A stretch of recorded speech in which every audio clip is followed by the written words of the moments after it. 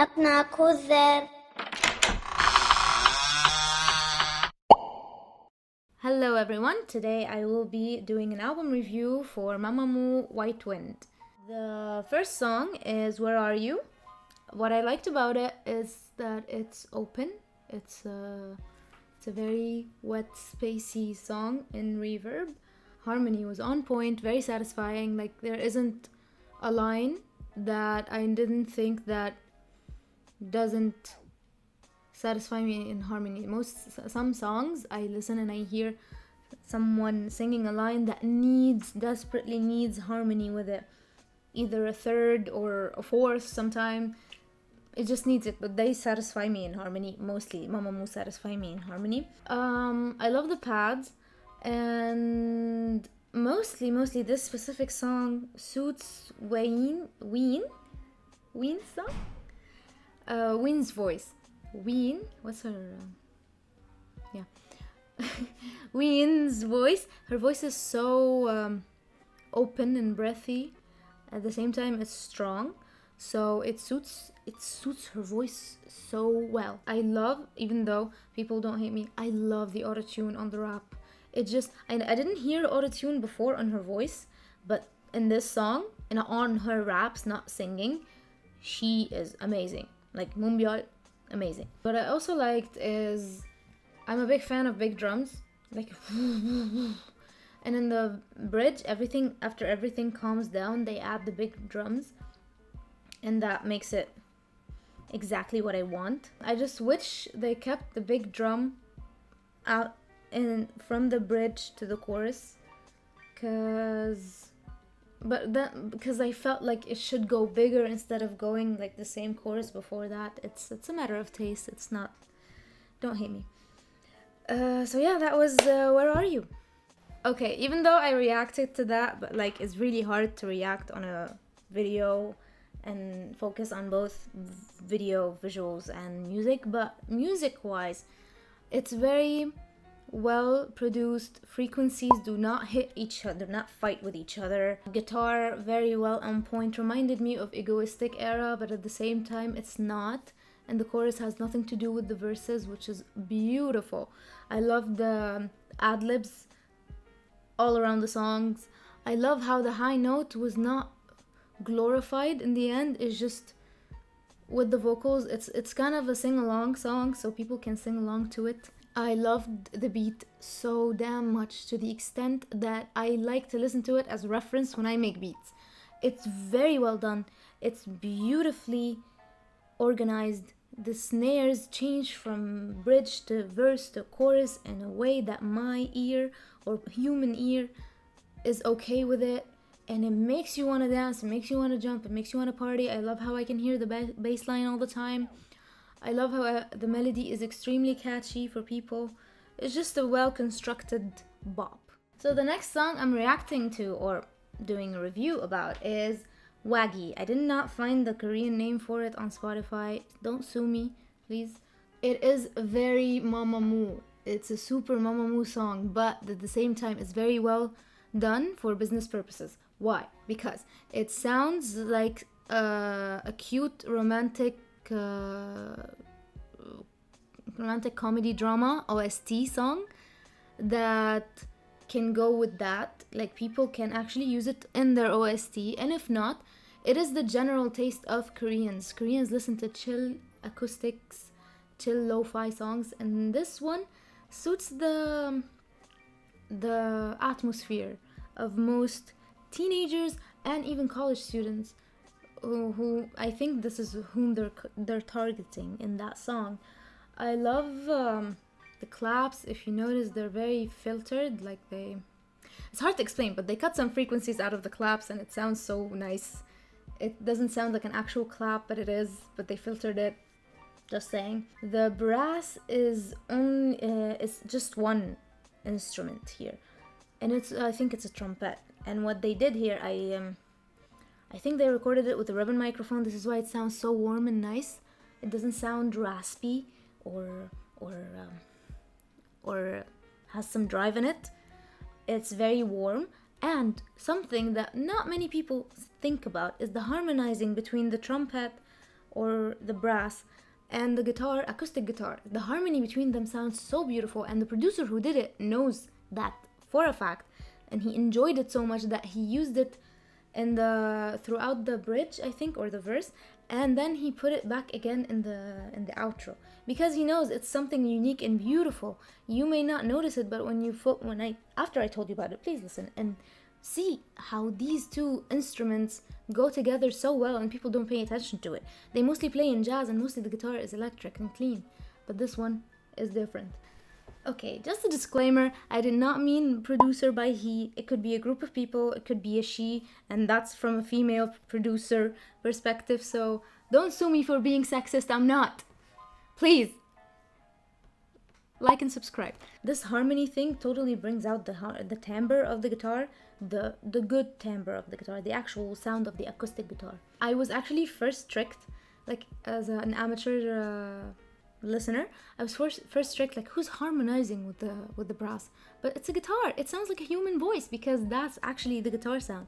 From a guitarist perspective, please love the acoustic guitar, so pretty. And when the piano, the trumpet go in the bridge, it brings out the Mamamoo debut phase where they had a jazzy salon feel with the piano, jazzy drums feel. With the brass and the vocals. Yeah. And then when the chorus comes back, the brass stays after in the bridge. The brass stays, and we're doing call and response, which is something most brasses do with the vocals, but it sounded nice because it was warm. It wasn't raspy. And in the end, they ended with the guitar.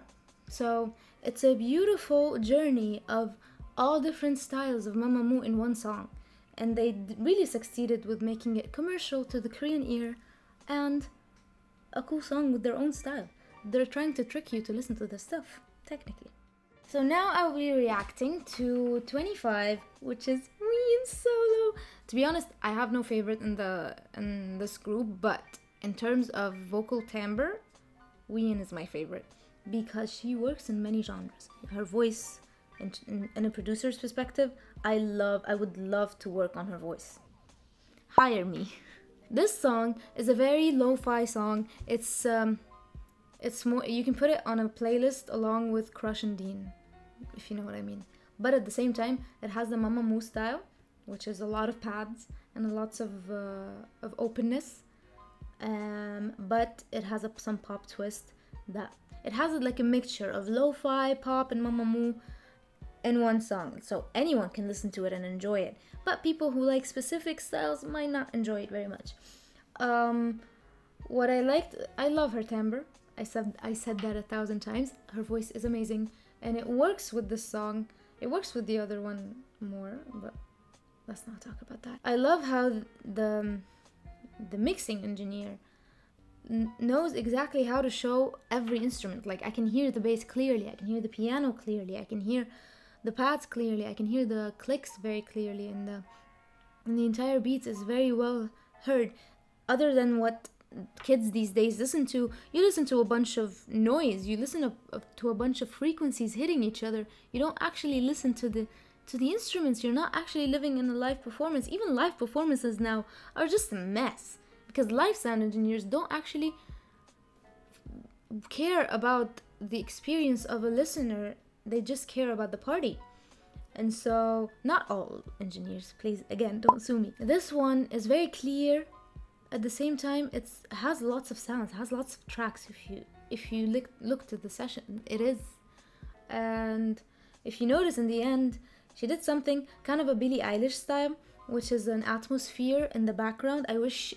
My only comment is I wish they made it louder, because I love listening to atmospheres in the song. And it wasn't very noticeable, so you either remove it or make it louder and put on a statement. That's what I think. Don't hate me, but I did not like it. Dun dun dun. Please put the dun dun dun effect. Okay, the piano calm. It's the piano calm song of the album. I'm not complaining. I love that. It suits Mamamoo. This is Mamamoo.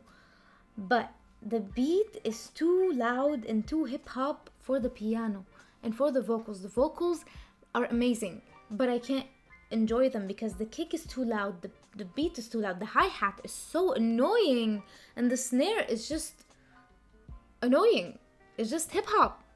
The rap part is beautiful on it. Everything in the song suits the rap part. This is a rap song. Do not add strong vocals to it. It's an EDM beat, and it doesn't suit the piano that much. I know they're experimenting, but it's just, maybe it's a not very good experiment. Again, my favorite part is the rap part. In the second chorus, okay, you repeated the chorus and made it loud. You made it the chorus in the first time. Second chorus, if you want me to find something different about it, and you want me to notice your big, amazing vocals, make everything bigger. More harmonies, more pads, bigger sounds. I don't know what, but please make it bigger so I can neglect the fact that the beat is loud. That's one thing. I would change the snare, but it works. It's fine. I would change the kick before everything. The transitions between a part and the other, I want strong fills. Okay, you're making the beat bigger. Please make it toms. Give me big toms that can flap around my ears. That can actually grab my attention to the piano. I prefer if they actually used either a smoother, calmer beat or an actual drum set. I wouldn't mind. The sudden fade out of the thing is that it's a common pop song thing to repeat the first line of the first verse in the end. Mostly Taylor Swift does that in her early songs, and they did that too. But what the producer did, which is something I admire, is you didn't pay attention. I didn't pay attention to the first line. No one does the first line of the song. So they added in the end so you can pay attention to it. But what they did, they faded it out. They didn't let you listen to it and then they faded the song out. No, they faded this one out. So despite the fact that, I'm listening to it again, so I'm remembering the song more, he or she or everyone, they're fading it out. So it's like, what did you say? So I want to listen more. I want to pay attention to the extent that I actually repeated the outro many times to listen, to see what they did, what happened in that song that grabbed my attention. The vocals faded, but the music kept going, which is very unusual, and I respect that, despite being my least favorite song of the album. I'm sorry.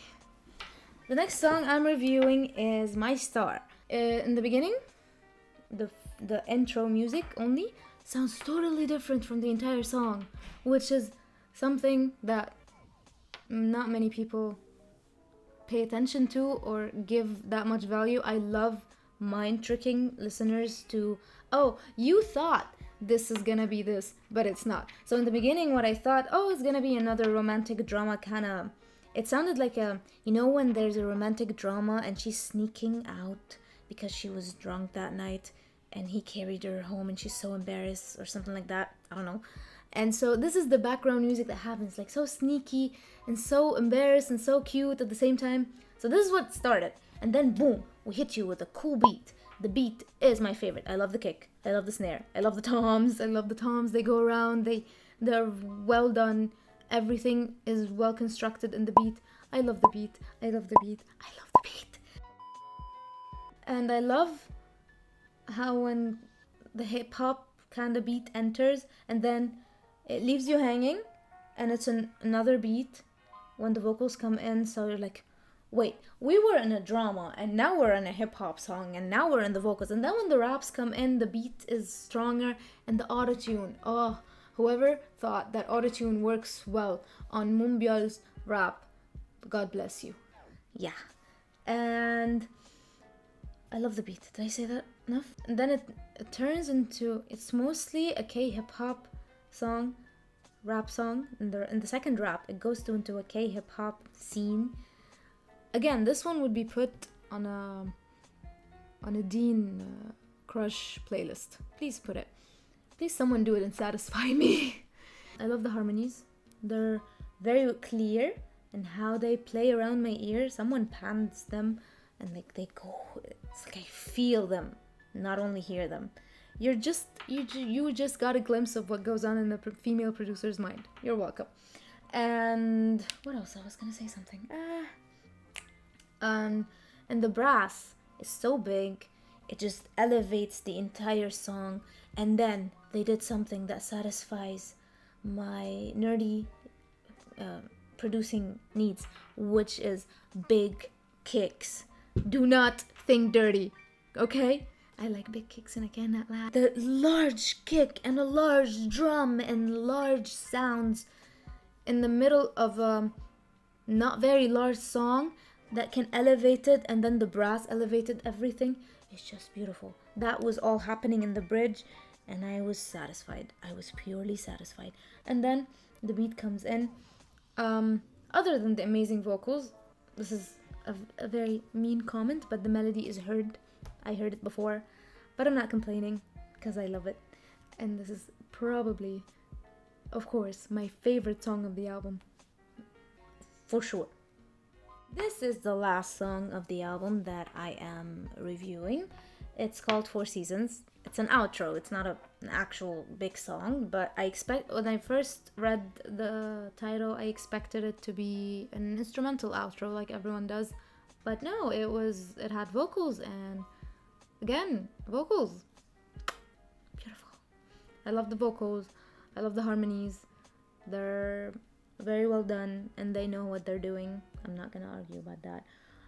In this one, what they should have done in Bad Bye is the kick suits the piano. The kick does not conflict with the piano. The piano is playing in high frequencies, and the kick is a low frequency instrument, or low frequency. So they don't clash with each other like they did with Bad Bye, at least to my ears.